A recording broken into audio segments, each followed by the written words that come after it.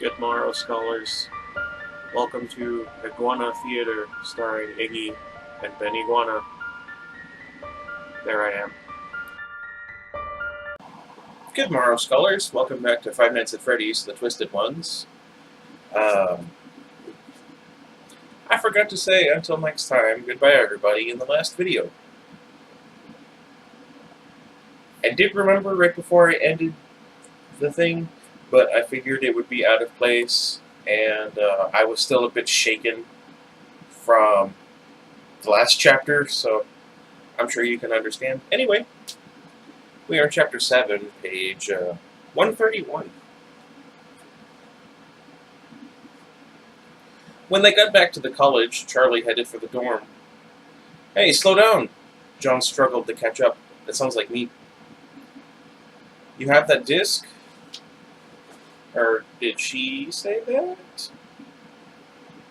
Okay, she did, huh? You have the disc? Of course. He patted his pocket. I know I've seen something like this before, she said. I'll show you. She glanced at John and she led him into the room she shared with Jessica, but his face remained impassive. He'd already seen the mess, but John didn't look in the direction of Charlie's desk and the covered faces. You can clear off that chair, Charlie said as she shoved a stack of books out of the way. She crawled under the bed and emerged a moment later with a large cardboard box. John was standing beside the chair, looking perplexed. I said you can clear it off, she said. He laughed. Clear it off to where? Right.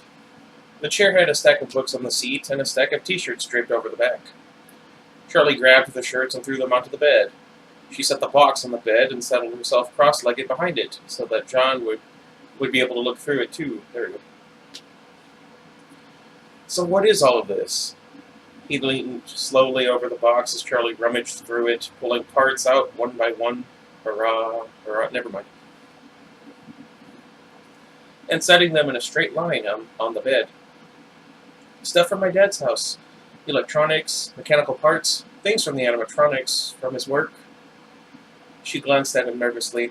I know I said that I just went back for Theodore, and I did, but I may have grabbed a few things on the way out. I wanted to learn.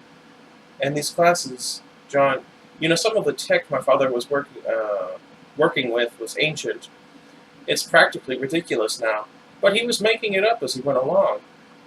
He thought of stuff that's still unique, that no one else has thought of yet. I wanted all of it. I wanted to understand it, so I went back to get what I could. You stripped the house for parts. I get it, John laughed as he picked up Theodore's severed paw and considered it for a moment. Even your favorite toy? Don't you think that's a little heartless? I do. Is it? Charlie picked up a piece from the box, a metal joint, and weighed it in her hands. I took Theodore apart because I wanted to understand him, John. Isn't that the most loving thing there is? Maybe I should reconsider this whole dating thing, John said, wide-eyed. He was important to me because my father made him for me, not because he was stitched up to look like a rabbit. She discarded the joint, setting it next to her on the bed. She turned her attention to the box, picking up pieces one by one, dang it, and setting them in a row. She was sure she'd recognize what she needed when she saw it. I wouldn't. I still don't. What's that? Oh, right. I remember now. Oh, I guess I do. Anyway. Where was I? Charlie looked at circuitry, almost at security, and wires, metal joints, and plastic casings, examined each piece carefully. Something would cry out to her, just like the animatronic beast had done, bleh, with that raw sense of wrongness. But after a while, her neck grew sore from bending over the box. Her eyes were beginning to glaze over. She discarded the piece of metal tubing in her hand, tossing it onto the growing pile on her bed. At the clanking sound, John looked up. Where do you even sleep? He asked, gesturing not only to the growing pile of electronic and mechanical parts, but to the clothing and books, and the smaller piles of electronic and mechanical parts. Charlie shrugged. There's always room for me, she said mildly, even if just barely. Yeah, but What about when you're married? John's face flushed before he'd even finished the sentence. Charlie looked up at him, one eyebrow hinged slightly higher than the other. Someday, John said hastily, to someone else. His face grew grimmer. Charlie felt her eyebrows lift higher of its own, her eyebrow lift of its own volition. So, what are we looking for again? John furrowed his brow and scooted his chair. What's wrong with me? Closer to the bed, peering into the box. This, spotting a glimmer in the pile, Charlie took hold of a small disc and carefully placed it in the palm of her hand. She held it out so John could see. It looked just like the metallic disc they'd found in the body of the animatronic, but one side of it had been damaged, revealing a curious metal framework inside. Several wires extended, connecting to a black keypad not much larger than the disc itself. Huh. Funny. Charlie chuckled to herself. What? The last time I held this, I was more interested in the keypad, she smiled. This part is a common diagnostic tool. Someone must have been testing it. Or trying to find out what it was, John added. That thing doesn't look look like anything else in the box. I don't know. Just like that monster we found doesn't look like anything your dad made. I mean, it kind of looked like Foxy, but not the one your dad made. This was some sort of twisted version of Foxy. Oh man, my allergies are acting up.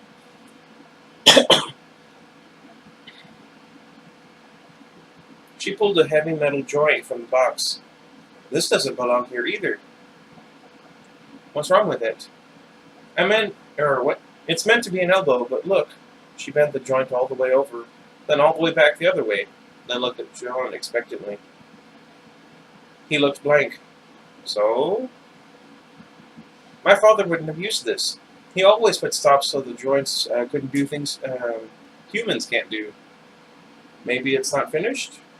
It's finished. It's not just that, though. It's the way the metal is cut, the way it's put together. It's like, you write things, right? So you read other people's work. He nodded. If I ripped up some books and gave you a big pile of pages and asked you to pick out the ones by your favorite author, could you do that just based on the style? Yeah, of course. I mean, I might be wrong about a few, but yeah. Well, it's the same thing here. She held the heavy piece up again to make her point. My dad didn't write this. Okay, but what does that mean? John asked. He unplugged the broken disc from the diagnostic keypad,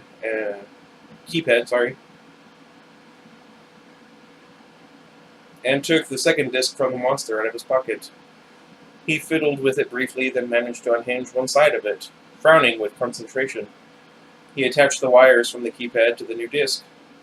When he was finished, he hesitated. I don't want to flip any of the switches, he said. I don't think my stomach could take it. Yeah, don't touch anything yet. After what happened at the house, we shouldn't assume we know what any of this does. Charlie set the box on the floor and started shuffling through the parts again, looking at the patterns, trying to see something in them. There has to be something else in here that I'm missing. Charlie, John said, sorry to interrupt your conversation with yourself, but look. He passed her the broken disc he'd just unhooked. Look on the back. The back had once been smooth, but it was scratched a lot since it was first made. Charlie stared at it for a minute, then finally saw it. There was writing along one edge. She had to bring the piece of plastic close to her face to make the letters out. They were tiny and written in an old-fashioned, flowing script. Did I say that right? Yeah. They read, Afton Robotics, LLC. What does that stand for again? I don't remember. Charlie dropped the disc immediately. Afton? William Afton? That's my father's old partner. It's Dave's real name, John finished. Charlie sat silently for a moment, feeling as if something very large and unwieldy had been shoved into her head. I thought he was just a business partner for Freddy's, she said slowly. I guess he did a bit more than that. He's dead, though. It's not like we can ask him questions. We have to figure out what's happening now. I wonder how that's supposed to be read. She grabbed the cardboard box and swept the extraneous pieces, the pieces that had been her father's, into it, then shoved it back under the bed. John ducked out of her way as she maneuvered around the small space. "And how do you think we should do that?" he asked. "What is happening now? There have been 2 bodies so far, both killed by something like what we just found." "3 bodies," Charlie said, flushing slightly. John covered his face with his hands for a moment and took a deep breath. "Okay, 3. Are you sure it's not 4? I didn't see the 3rd one. Clay just told me about it, after she was found. It had been out for a few days. She was the first one, I think." "So why them? Are these robots just going on a killing spree? Why would they do that? Charlie, is there anything else about this that you're not telling me?" Charlie bit her lip, hesitant. "I'm serious. I'm in this with you, but if I don't know what's happening, I can't help you." Charlie nodded. "I don't know if it means anything. Clay said it was just a coincidence. But the woman I found in the field, John, she looked like me." His expression went dark. "What do you mean, looked like you?" "Not exactly like me. Brown hair, same size, sort of. I don't know. If you described me to someone and asked them to pick me out of a crowd, they might come back with her. There was just this awful moment when I looked down at her, and it was like looking at me." Clay said it didn't mean anything. "He said it's a college town. There are a lot of brown-haired girls around. One of the other 2 victims was a man, so..." "Probably a coincidence, then," John offered. "Yeah," Charlie said. "I guess it was just unsettling. There must be something else that's linking them together. Another person, a job, a location, maybe." John looked toward the window. Charlie caught him, smiling, and John's expression sobered, looking suddenly self-conscious. "You're enjoying this," she said. "No," he shrugged. "I wouldn't put it that way. I don't want any more bodies, but it's a mystery, and it's an excuse to spend time with you, even if she might tear him apart to study his insights." He smiled, but quickly made his face serious again. "So what about the bodies? Where were they found?" "Well," Charlie brushed the hair off of her face, slightly distracted. "They were all found in fields, miles apart. The first one, the one they just found, was over on the far side of Hurricane, and the girl I found today was left by the side of the road between Hurricane and here." "Where on the road? How far from here?" "The heck was that?" "About halfway." Suddenly her eyes widened. "Forget the fields. Or don't forget them, but they're not the point. Or at least not the whole point. The holes were behind the woman's house. They take them from their homes. That's where they're starting. It's where we should start too." She headed for the door, and John followed. "Wait, what? Where are we going?" "My car. I want to look at a map." "Again? Why?" "She's so... Well, I mean, after what she just went through, you can kind of... But even still, anyway." When they got to the car, Charlie pulled a stack of papers out of the glove compartment and rifled through them, then pulled out a map and handed it to John. "Give me a pen." She held out her hand, and John pulled 2 from his front pocket, handing her one. Charlie spread the map out on the hood of the car, and they bent over it. "The woman's house was here," she said, circling the spot. "Clay gave me the addresses of the others." She pulled the now slightly grubby menu from her pocket and handed it to John. "You look for that one," she said quietly. Even though they both knew the area, tracing the streets for the victims' houses took longer than Charlie had expected. "Found it," John announced. 1158 Oak Street is right there." She circled the point and stepped back. "What's that?" John said, pointing to something scribbled in the margin. Charlie picked up the corner of the map, and her heart skipped a beat. It was another drawing of a rectangle. She didn't remember making it. "It's a door. But what door?" She stared down at it. What? It had no knobs or latches, nothing to indicate how she would get inside. or where it was. What good is it to know what I'm looking for if I don't know why or how to find it? Just a doodle, she said sternly to redirect his attention. Come on, concentrate. Yeah, John said. At least the pattern was instantly clear. The houses made a crooked line from Hurricane toward St. George, truncated halfway between. Huh? Oh. They're all about the same distance apart, Shirley said, a swell of dread rising in her chest. John was nodding as if he understood. What does this, or what does it mean? She asked urgently. What? They're moving in a specific direction and traveling roughly the same distance between. He paused. Uh-oh. Killing. Who's killing who? A voice rang out behind them. Charlie gasped and whirled around. The heck?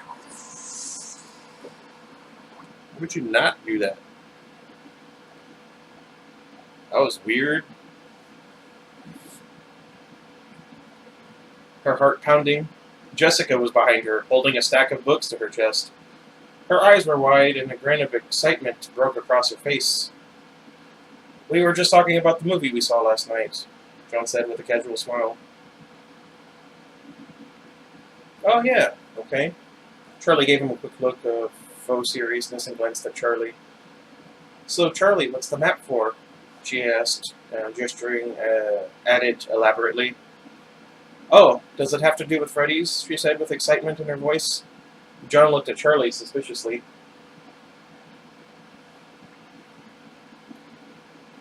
I'm not sure who's saying that. Did she tell you? Jessica looked at John, and John looked back at Charlie, eager to hear the rest. Jessica, now probably isn't the best time, Charlie said feebly. We went to Freddy's yesterday, Jessica said in a hushed tone, although no one else was around. Oh, really? Funny, Charlie didn't mention that. Was that before or after all the shopping? John folded his arms. I was going to tell you, Charlie murmured. Dang it. Charlie, sometimes I think you're just trying to get yourself killed. John put his hand over his face. So what's the map for? Jessica repeated. What are we looking for? Monsters, Charlie said. New animatronics.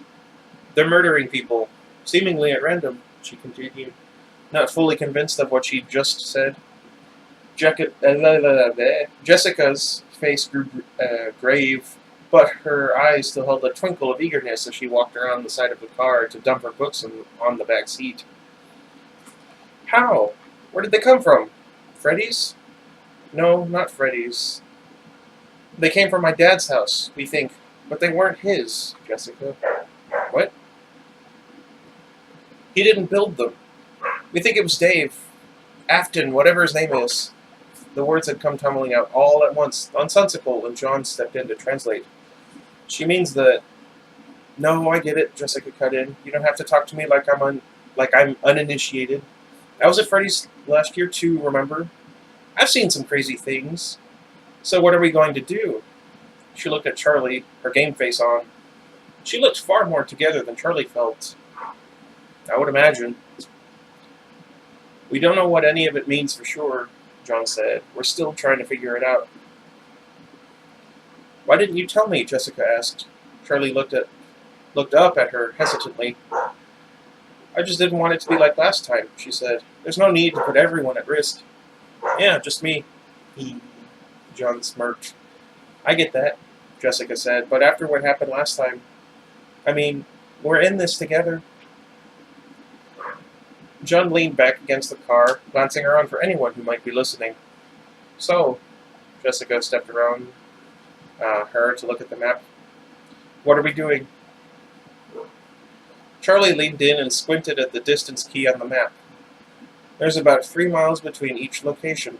She studied the map again for a moment, then drew another circle. That's my house. My dad's house. She looked up at John. Whatever's out there killing people came from there. They must have... Her voice trailed off. When the storm broke the wall, John muttered. What? Jessica asked. A section of the house was sealed until the storm broke through. With firm strokes, Charlie drew a straight line from her father's house through the 3 houses of the victims and continued the line across the map. "That can't be right," Jessica said when she saw where the line finally ended. There we go. John peered over Charlie's shoulder. "Isn't that your college?" he asked. "Yeah, it's our dorm." The excitement had left Jessica's voice. "That doesn't make any sense." Charlie couldn't take her eyes off the paper. It felt a little like she had drawn the path to her own death.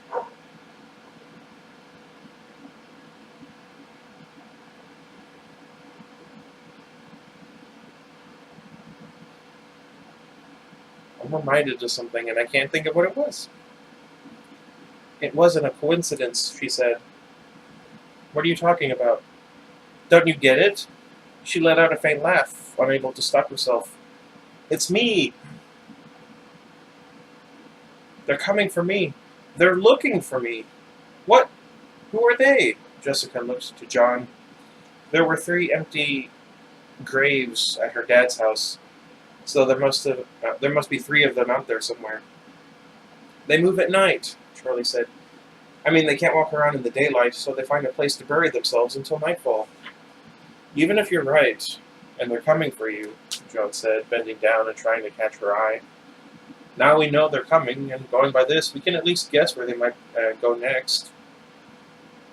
"So what are you saying? What does that matter?" Charlie heard her own voice break. "It matters because those things are out there right now, buried in somebody's yard. And when the sun goes down, they're going to kill again, in the most horrible way possible." Charlie said nothing, her head bowed. "Look." John straightened out the map and pushed it to Charlie's lap, so she couldn't help but see it. "Somewhere in here," he pointed to the next circled area on the line. "We can stop them if we can find them first," John said with urgency. "Okay." Charlie took a breath. "We don't have much time, though." John grabbed the map and they all got in the car. "Just tell me where to go," Charlie said grimly. John peered down at the map. "So this is where we need to be," he confirmed, pointing to the 5th circle, and Charlie nodded. He turned the map and squinted. Did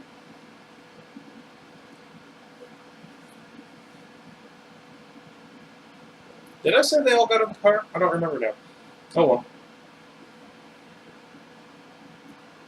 He turned the map and squinted. "Turn left out of the parking lot, then take the next right. I know this place. I've driven past it. It's an apartment complex. It's pretty run down from what I remember." Jessica leaned forward, poking her head between the front seats. "Those circles don't look too precise. It could be anywhere in the area." "Yeah, but I'm guessing it's going to be the place with the 3 fresh graves in the backyard," John said. Charlie glanced at each of them for a second before fixing her eyes back on the road. There was safety in numbers. Last year, when they were trapped at Freddy's together, Jessica was the one who had gotten them inside the restaurant in the first place. She was brave, even when she didn't want to be, and that meant more than whatever notion of romance John was entertaining. What? What? "Charlie, turn right," John exclaimed. She yanked the wheel, barely making the turn.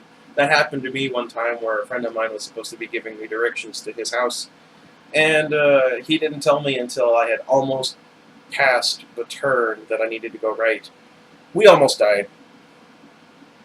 We're not friends anymore. He's kind of an idiot. I wonder whatever happened to him, though. Oh well. Where was I? Focus. Imminent murder first, everything else later. Before them lay sprawling fields, lots marked out and prepared for construction and future development, but never finished. Some had never even begun. Slabs of concrete were stacked here and there, mostly completely obscured by overgrowth. A few lots away, steel beams had been erected to make a foundation that was never filled in. The place had decayed before it was completed. In the farthest lot back was a cluster of what seemed to be finished apartment complexes. Grass and weeds grew rampant around them, however, climbing up their very walls. It looked like years of growth. It was hard to tell whether anyone lived inside. Years ago, they had been diligently preparing for a population boom, one that never arrived. I don't know how many pages are left, because I feel like we should be getting close, and we're not.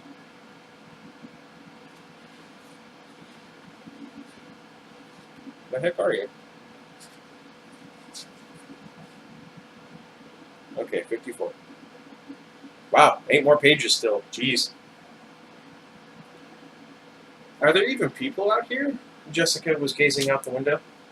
There must be. There are parked cars. John craned his neck. I think those are cars. I don't know where we're supposed to look, though. I think we just have to drive around.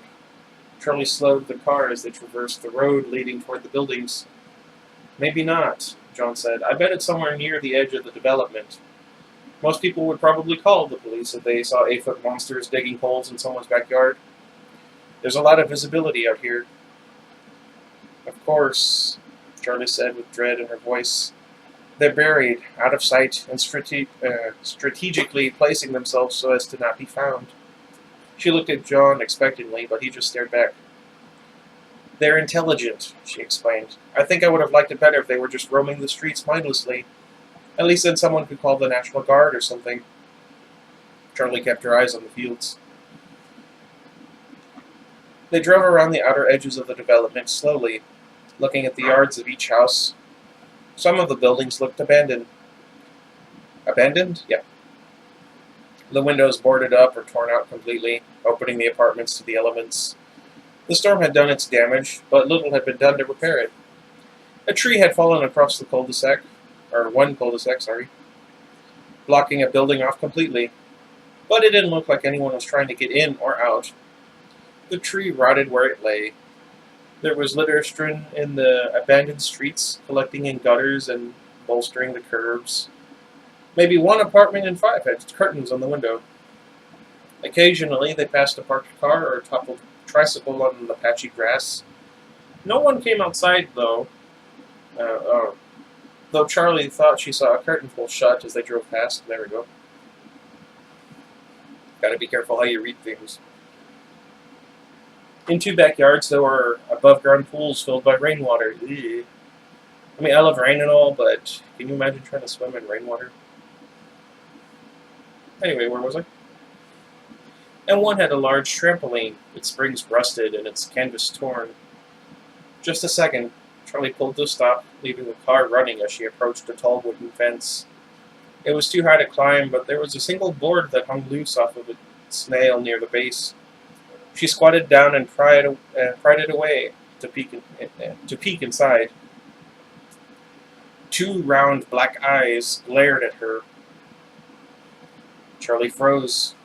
The eyes belonged to a dog, a massive thing which started to bark, its teeth gnashing and its chain clanking. Charlie slammed the board back in place and walked to the car. Okay, let's keep going. Nothing?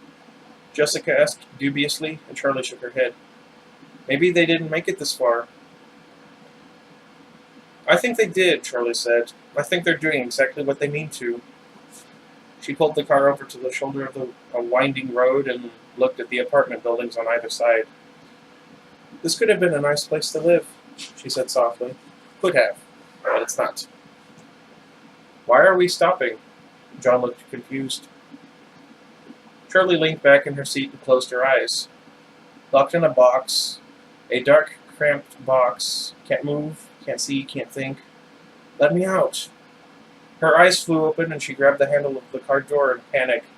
She pulled against it hard. It's locked, John said. He leaned across to pull up the button lock. I know that, she said angrily. She got out and closed the door. John moved to follow her, but Jessica placed her hand on his shoulder. Leave her alone for a minute, she said. Charlie leaned over the trunk, propping her chin on her hands. What am I missing, Dad? Man, allergies. She stood up straight and stretched her arms over her head, turning her whole body slowly to study her surroundings. There was an empty lot beyond the development, not far from where they were. It was marked out with telephone poles, only one of which had wires. A breeze dragged the loose wires through the dirt, scattering gravel. It didn't look like it had ever been paved. There was a coil of barbed wire as tall as Charlie, sitting uselessly in the corner. Empty cans and fast food wrappers littered the ground, the paper quivering and the cans rattling in the slight wind, like they sensed something awful. The wind rushed up behind Charlie and blew past her, straight toward the field, rustling the papers and cans, and sending waves across the patches of brown grass. Something wrong is planted there. Filled with new energy, I'm not. Charlie opened the car door just enough to lean inside. That lot. We have to go look. Excuse me. Where was I? What do you see? It's kind of out of the way, John said. Charlie nodded. You said it yourself. If an 8-foot monster is digging up the neighbor's backyard, someone's going to notice. Besides, I have a feeling. Jessica got out of the car and John followed at her heels. Charlie already had the trunk open. She pulled out a shovel, the big MacLeod flashlight she always kept close by, and a crowbar. I've only got one shovel, she explained, making it clear she was keeping it for herself. Jessica took the flashlight and made a practice swing with it, as if hitting an invisible assailant. Why would you even have a shovel? Jessica asked in a suspicious tone. I think she is actually killing people off screen, so to speak. Aunt Jen, John said by way of explanation. There we go. Jessica laughed. Well, you never know when you might have to dig up a robot. Come on, Charlie said, tossing John the crowbar and starting off. He got it with ease and jogged beside her, leaning in so Jessica wouldn't hear. How come I don't get the shovel? I figure you can swing a crowbar harder than I can, Charlie said. He grinned. Makes sense, he said confidently, gripping the crowbar with new purpose. When they reached the edge of the lot, John and Jessica stopped, looking down at the ground before them, as though scared of what they might step on. Charlie went ahead across the loose dirt, gripping the shovel tightly. The field was mostly barren soil, studded with large mounds of gravel and dirt that had been left for so long that grass had begun growing on them. Uh-oh. This must have been the dumping ground for when they were building, John said. He took a few steps into the lot, avoiding a broken glass bottle. At the opposite edge was the tree line. Charlie studied it carefully, tracking its path back in the direction they'd come. John knelt beside a pile of gravel and carefully poked at it with his crowbar, as though something might leap out. Jessica had wandered toward a cluster of bushes. She crouched to pick something up, then quickly dropped it and wiped her hands on her shirt.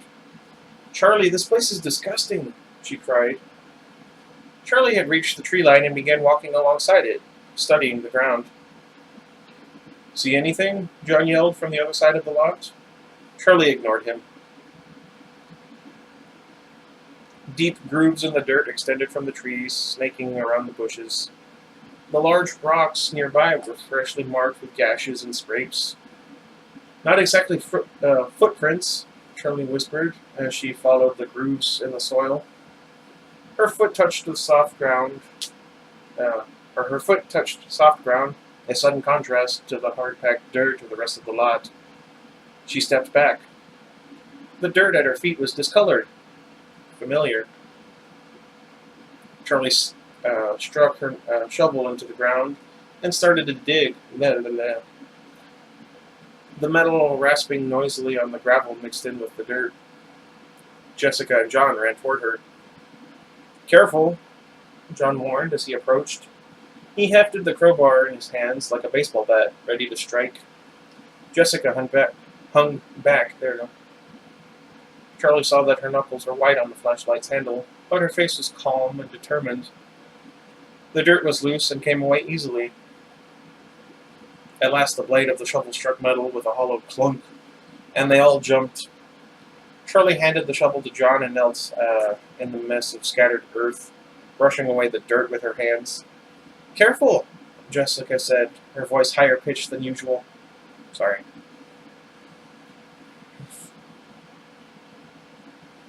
And John echoed her. This was a horrible idea, he murmured. No scouting the area. Where's a police car when you need one? Or any car? It's still day for a little while longer, Charlie said absently, focused on the ground at her, as her hands ran through it. There we go. Prying away rocks and clods of dirt, digging to digging to find what lay beneath. Man. Yeah, it's day. It was also day when that twisted foxy attacked you earlier, remember? John said more urgently. Wait, what? Jessica exclaimed. Charlie, get away from there. You didn't tell me that.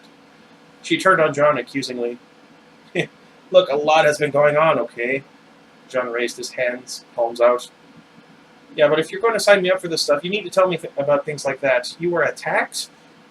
Sign up for this? You had one foot in the car at the first mention of murder. You practically invited yourself. Invited myself? You talk like I crushed your date, but you didn't exactly fall over yourself to refuse my help. Jessica planted her hands on her hips. Charlie, John sighed. Can you please talk to... Oh, jeez. He jumped backward and Jessica followed suit as soon as she looked down. Beneath them, gazing up from the loose dirt, was an enormous metal face, staring toward the sun. Charlie didn't say anything. She was still busy scooping away the soil from the edges, revealing two rounded ears on the sides of its head.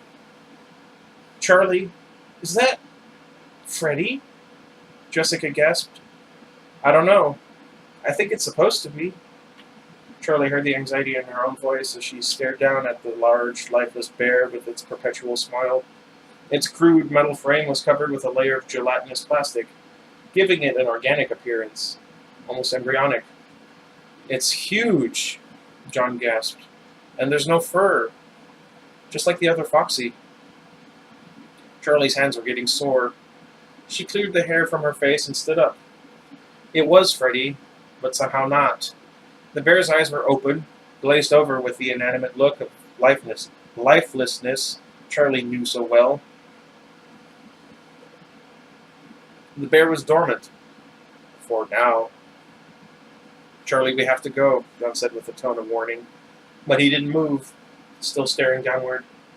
He knelt beside the face and began to claw at the dirt above its forehead, clearing the earth away until he saw it. A filthy, battered black top hat. Charlie felt a smile tugging at her mouth as she bit her lip. We should call Burke, Jessica said. Now. They all turned back toward the development as the wind rose again, rushing past them and making waves in the tall grass. The earth was still, and the sun was sinking lower behind the rolling hills in the distance. Bum, bum, bum, bum, bum, bum. Whew. My one complaint is the chapter is just a little bit too long for my liking. So, yeah, things are about to take a turn. That's not technically a spoiler because I didn't say anything, and you can kind of tell just based on where we left off. Anywho, let me know what you guys think.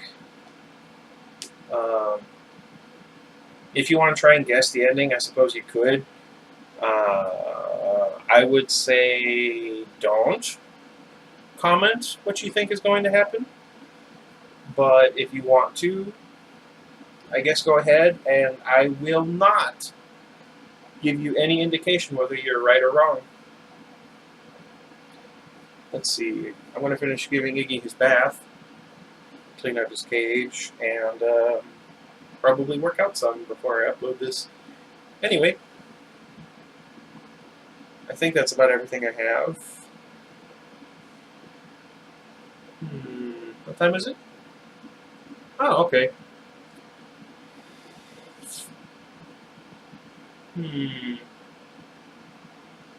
I might read another chapter of Jedi Outcast. That's not the title, but it's close enough. I haven't decided yet. Anywho, let me know what you guys think of the book so far, where you think it's going to go. Would you like more books written? Do you like the author? Her writing style, I suppose. I don't know. It's my allergies. I'm having trouble. Anyway, I'm going to deal with that. You guys deal with the chapter. Good luck, and until next time, goodbye, everybody. Why did I say it like that?